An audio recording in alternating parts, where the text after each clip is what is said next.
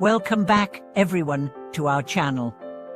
I'm truly grateful to have you here again as we embark on another journey through the remarkable teachings of those who have devoted their lives to spiritual clarity and compassion. Today, we're exploring an unforgettable moment from the life of Master Guangqin, an act so profound, so powerful, that it shook those around him into a deep, immediate awareness. 6 days before his passing, with a weakened body but an unshakable mind, he delivered what has since been remembered as the Tvarastaf awakening. It was not violence, not drama, but a spiritual thunderclap that awakened everyone around him. You might ask, how can one gesture, especially from someone nearing the end of life, carry such weight? How can it pierce through the noise and illusions of daily life to reveal something so essential, so pure, so transformative? That's exactly what we're here to explore today. Stick around, because this story might just change the way you see life, death, and the true nature of spiritual realization. Master Guangqin was no ordinary monk. His life, etched with discipline, humility, and silence, became a living sermon. He didn't teach much with words but with his being, and perhaps the greatest teaching he ever gave came just days before his death. Picture this, an elderly monk, weak and frail, surrounded by his disciples, his body failing, but his eyes sharp, resolute. Without warning, he rose from his bed, lifted a stick, and struck the ground with thunderous force. That moment, for many present, became the clearest expression of truth they had ever encountered. What made that strike so powerful wasn't its sound, it was the silence that followed, the silence within. His students reported an immediate shift, as though the veils of illusion had momentarily lifted. The confusion and clutter of worldly thoughts vanished, replaced by a crystal-clear awareness of the present moment. That's the power of awakened action. To understand this better, let's reflect on the symbolism behind such a gesture. In Zen tradition, the staff strike is not meant to harm, it's meant to awaken. It cuts through the conceptual mind, the chatter, the doubts. When a master delivers such a blow, it's never random. It's like lightning, it comes only when the sky's ready. In Master Guangqin's case, it wasn't just readiness, it was culmination. That moment was the summit of a lifelong practice of inward cultivation. For decades, he had trained his mind to be unmoved by praise or blame, untouched by gain or loss. Every breath, every step, every moment of silence had prepared him for that one thunderous act of clarity. This leads us to the real question: what does it mean to awaken? Many people believe awakening is a kind of blissful escape from reality. But the masters teach us something different. Awakening is not about avoiding reality, it's about seeing it clearly. It's about dropping all illusions, no matter how comfortable, and facing the raw truth of existence, impermanence, interdependence, emptiness. And in that seeing, a tremendous freedom arises. Master Guangqin didn't just preach this, he embodied it. Throughout his life, he avoided fame, rejected material comforts, and turned away from all forms of spiritual showmanship. His days were spent in meditation, humility, and service.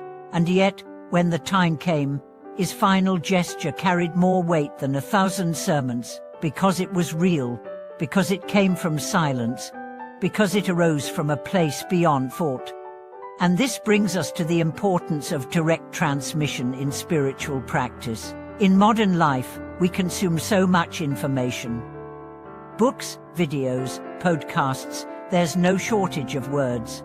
But spiritual truth is rarely transmitted through language alone. It is transmitted through presence, through action, through the clarity of a mind that no longer clings. That's what his disciples felt that day. In that moment, it wasn't just a stick hitting the ground. It was the sound of the ego shattering. It was the mind dropping all pretense. It was truth, naked and radiant, demanding nothing and offering everything. Let's think about this in our own lives. How often do we wait for a crisis to realize what truly matters? How many of us live in a haze of distraction, always thinking the next achievement, the next possession, the next relationship will finally bring peace? What if, instead, we allowed ourselves to stop, to look, to strike our own inner stuff of clarity? This story isn't just about an old monk and a final lesson. It's a mirror. It asks us, what is the one truth you're not facing? What illusion are you still clinging to? And what would it mean to release it, not tomorrow, not after the next milestone, but right now? Master Guangqin's act also teaches us about the dignity of death. In the West, we often view death with fear, avoidance, and sorrow. But in many Eastern traditions, and especially in Buddhism, death is not an end. It is a transition, a doorway, a moment of truth. How you died reflects how you lived. For Master Guangqin, death was not something to fear, it was simply another breath in the great rhythm of life. 6 days before he passed, with death approaching, he did not weep, he did not preach. He struck, and in that strike was the summation of his life's wisdom. Do not sleep through life. Wake up, right now. No one can do it for you, not even a master. The staff may strike the ground, but you must strike your own heart.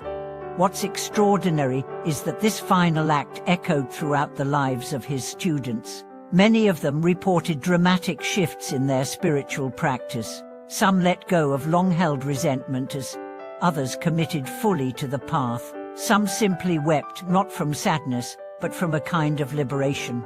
They had seen something real. And once you see it, you can't unsee it. We often hear the phrase, actions speak louder than words, but rarely do we see it so literally embodied. A single gesture, timed with perfect clarity, had more impact than decades of teaching. That's what makes a master. Not how much they know, but how fully they are aligned with truth. How completely they have become the teaching itself. Let me tell you a story. Years ago, a student of Zen visited a temple seeking answers. He had read every book, memorized dozens of sutras, and practiced diligently. But something was missing. He told the abbot, "I've done everything. Why do I still feel stuck?" The abbot looked at him, picked up a stick, and struck the floor once loud, sharp, final. The student stood silent. In that moment, he understood, not because of logic, but because of presence. The sound had cut through his mind. That student went on to become a great teacher, not because of what he knew, but because of what he saw. And what he saw, he owed to that one strike. This is what Master Guangqin gave his disciples. Not an answer, but a mirror.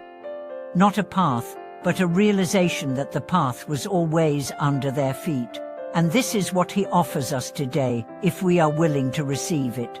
Think about your life. What is the stuff you need to hear? What illusion are you protecting? What truth are you avoiding?